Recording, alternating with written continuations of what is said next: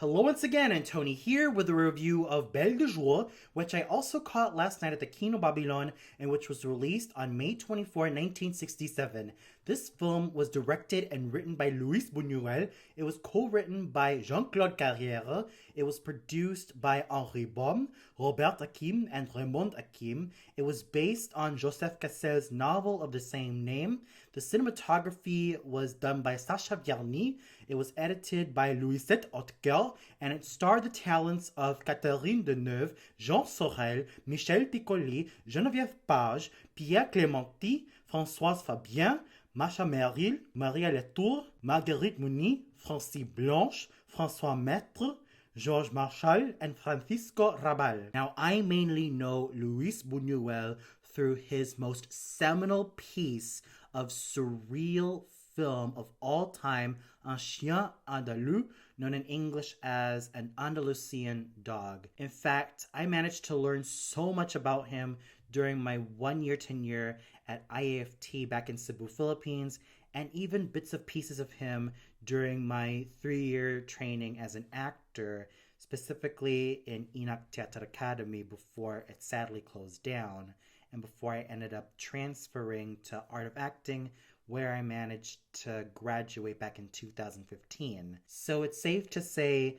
that I definitely admire a lot of things about Luis Buñuel as a filmmaker and as an overall visual artist, as he is able to take me to places unknown and lead me to places where I never thought I would be in, but here I am. I am just absolutely enamored with how he was able to make the weird and surreal very beautiful and very charming, all thanks to his masterful eyes and hands as a filmmaker. And I was pleasantly surprised to know that this film was going to be directed and written by him and also starred one of the great French actresses of all time, Catherine Deneuve, in the title role of Belle de Jour, real name Séverine Cerisy. So I was completely excited to catch this film, and after watching Belle de Jour in its entirety, I can safely say that this has become one of my most favorite films directed by Luis Buñuel. Story-wise, this chronicles the tale of a young married housewife in the form of Séverine Cerisy, who is dutiful and very kind to her husband Pierre, but she also feels like her marriage with him is a bit on the monotonous side, and she longs to have a little bit more excitement in the form of sadomasochism, and she just wants to experience raw sexual tension and even more of the kinks that come along in her mind, but she feels like she cannot be able to do so because she might think that it would be totally against her own virtues, which her husband still respects. It is until one fateful day that she meets up with one of her friends, Renée, and another friend who is rather smitten with her in the form of Henri Husson, who introduce her to working in a brothel as a prostitute. At first, the idea sounds a little bit off-putting for Séverine, and that is until Henri Husson also suggested that she works for Madame Anaïs. The question remains, how far will Séverine go in order to let herself go from the humdrum lifestyle that she knew and enter into a world of becoming a courtesan and hosting her own sexual desires to different gentlemen? So this is definitely a tale of metamorphosis so subtle, and its basic catalyst is found in one young housewife in the form of Séverine. And what she goes through in this film doesn't really have to be expressed with a lot of superfluous gestures, but mainly through the dreams that she has, especially with the two men in her life, her husband Pierre and her admirer Henri. Those dreams are definitely the highlights of what makes the story effective in its own special way. And her metamorphosis from being this shy and subversive housewife to a courtesan who is so willing to let her voice be heard and is even smoking and is not afraid to get herself rather in with the gentleman that she's with is quite fascinating to witness. So I'm not going to mince words here. The story found in Belle de Jour is absolutely riveting in its own subtle and special way. The cinematography is absolutely gorgeous. Leave it to Luis Buñuel's direction and Sasha Vierny's masterful eye of the camera to really get into either the dream sequences that happen or even the real world, where we get to see all of these intricate designs and even get to see just how gorgeous and lavish the Cerisy house really is. Whether it be a lot of the colors found in their perfumes or even the brothel in which Madame Anaïs is the proprietress, everything about the cinematography works, and the dream sequences deserve a lot of mention. They're surreal. They managed to get you into the mind of Séverine and what she wants from herself. How much freedom does she want from this chain that she has? It basically gives you an idea that Séverine, the housewife, is like a little caterpillar who wants to blossom into a butterfly. And those dream sequences really make you realize what is inside her head. What does she really want in her life? And how on earth is she going to obtain it? And the cinematography is just as effective in showing all of that in beautifully lavish and descriptive detail. Even though there is no music to be found in this film, it makes up for it for its usage of atmosphere. Whether it's the pouring rain or the clattering of horse hooves, or even the buzzing and driving of cars, the clattering of shoe heels, and a lot of atmospheric noises being used, this nonetheless is definitely quite the oral treat, especially since that the people behind this film want to capture what real life sounds like without the theatrics, without all the superfluous gestures, and without all the superfluous makeup. They just want to capture what real life is like and what the real world sounds like, especially when it's one hidden under Madame Anaïs's building. The characters are quite fascinating to witness. Séverine Cerisy is definitely the character I love in terms of her metamorphosis from Séverine, the submissive and sweet and well-meaning housewife, to Belle de Jour, the courtesan who is so willing to let herself be free and let her voice be heard. What she goes through in this film is really fascinating. At the first day of her job with Madame Anaïs, she starts off as rather shy and doesn't really want to do it with all the men because, hello, she is a married woman with a decent husband, and she lives in a wonderful home. At first, her whole attitude towards extramarital sex seems rather hesitant and unwilling, but as time goes on, she becomes slightly more willing, step by step. It's not like it's done immediately, but every bit of layers that she manages to shed off just shows that she's quite comparable to a caterpillar. Séverine, the housewife, is the little caterpillar who just wants to stay at home and be subservient to her husband. But the dreams also make her see that she's a lot more than that. And Belle de Jour, as the butterfly, is quite riveting in how she manages to make herself known and heard, thus making this quite a fascinating piece of metamorphosis to witness in someone who is still in her 20s. Pierre is Séverine's husband, and he is dutiful and considerate and very much a gentleman. And there's not really anything deep about Pierre that's worth rooting for, but he is nonetheless likable in his own special way, considering how unconditional his love for Séverine is, with no ulterior motives whatsoever. He's the dutiful husband who does his job really well, and he also tries to make sure that he brings home the bacon for the both of them. Henri Husson is essentially Séverine's admirer and also close friend. He was the one that suggested to her that she should have a go at working in Madame Anaïs's bordello, and he is rather charismatic and charming and well poised in everything that he is as a gentleman. And he doesn't really seem to have any other ulterior motives behind him other than that he is secretly infatuated with Séverine. Renée is outgoing and spunky and very sociable.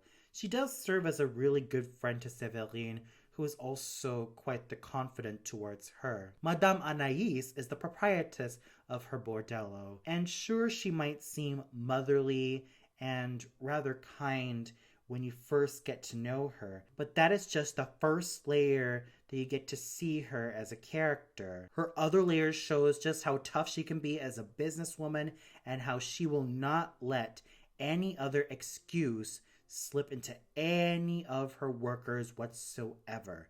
She makes sure that they do their jobs well, and she does it with flair and elegance. She's someone who still manages to be as composed and absolutely poised as she is as a lady, and she knows how to rake in that fine cash when she has the clients coming over to be entertained by the hostesses. Ergo, she really knows how to do her job as a proprietress so well and so professionally that she's someone I kind of look up to. Palas is essentially the meek and kind and motherly housemaid who just loves to ensure that everything's okay, everything is in order, and she also makes sure that every guest and every hostess and even the proprietress herself are all in good condition. She's just someone who is nonetheless really kind and really generous to those around her, and she doesn't seem to have a single bad bone in her body. Charlotte and Mathilde are the more experienced hostesses in Madame Anaïs's bordello. They are definitely quite smart-mouthed, but nonetheless quite the lookers in terms of their attitudes and in terms of giving their clients what they really want. They are quite professional in their jobs, and they also show a great amount of independence and a great amount of resilience, especially when it comes to giving what their customers really want from them. Monsieur Adolphe is essentially the client that starts out rather cuddly and fatherly, but when he gets a lot to drink, he turns into someone that you do not want to be in polite company with because of how much he'll end up raging and roaring. The Duke is basically a debonair gentleman who has it his way with Séverine, aka Belle de Jour, and he does seem to enjoy her company.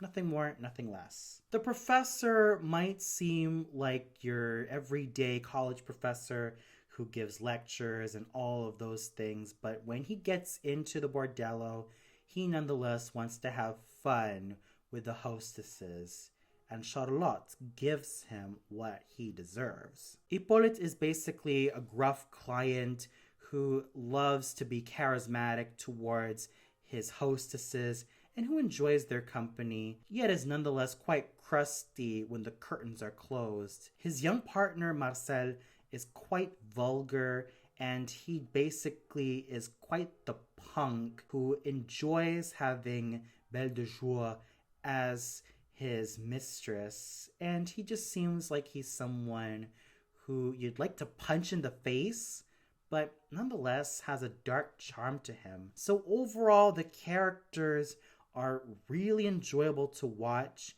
especially that of Séverine, whose journey from being a submissive housewife to Belle de Jour, the gorgeous hostess with the mostest, was definitely quite fascinating in a visual manner.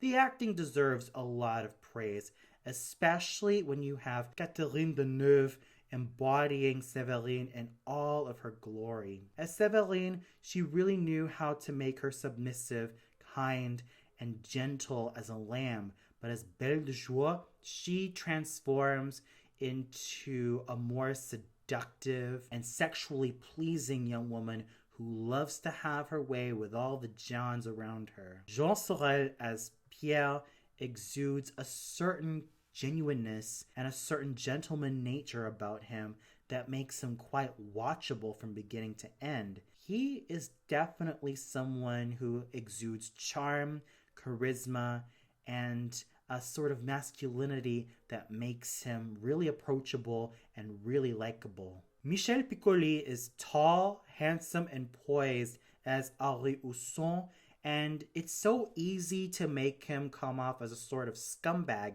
but he avoids all that and makes Henri Husson a dignified and really genteel gentleman. Masha Merrill manages to get into Renee's bouncy, bubbly, sociable shoes by making her just as watchable and just as attractive as she is, both on the inside and on the outside. Geneviève Page was able to get into Madame Anaïs's stern, yet surprisingly tender skin by making her elegant and gorgeous to look at, but also gives her so much class and a lot of fierceness to be backed up by that said elegance and class. She managed to do the role so well that I was mesmerized. François Fabien as Charlotte was quite entertaining to witness, all thanks to how she was able to make her rebellious and fiery nature come to life. Maria Latour as Mathilde